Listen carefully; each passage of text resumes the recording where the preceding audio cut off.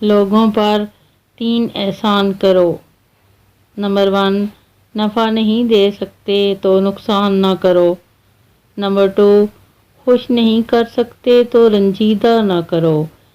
Number 3، تعریف نہیں کر سکتے تو برائی نہ کرو۔ زندگی میں کوئی ملاقات بھی فضول نہیں ہوتی۔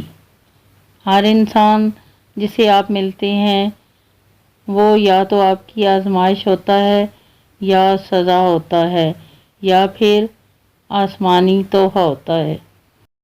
یہ 3 چیزیں کبھی واپس نہیں آتی: گزرا ہوا وقت، ٹوٹا ہوا بھروسہ اور بولے ہوئے الفاظ۔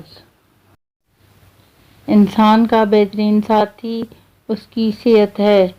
اگر اس کا ساتھ چھوٹ جائے تو وہ ہر رشتے کے لیے بوجھ بن جاتا ہے۔ اپنی صحت کا خیال رکھیں۔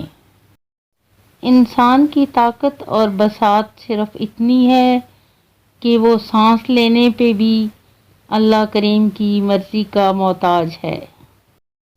دوست ہو یا پرندہ، دونوں کو آزاد چھوڑ دو۔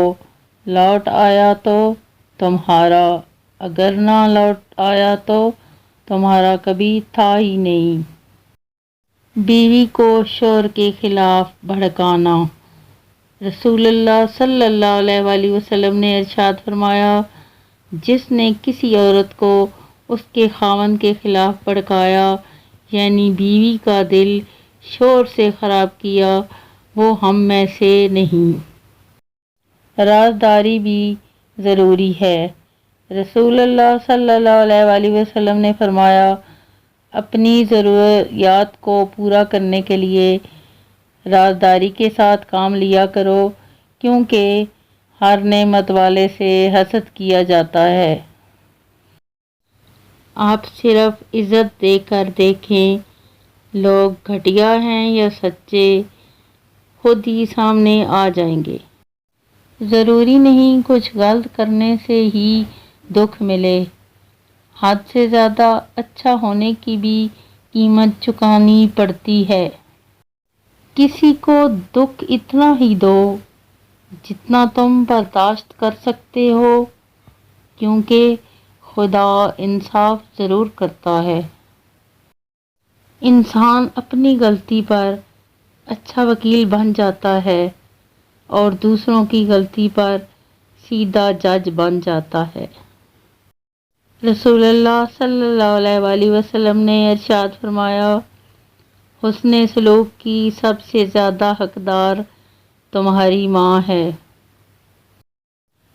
رزق اور عزت کسی کے اپنے اختیار میں نہیں، اللہ تعالیٰ جسے چاہے دیتا ہے۔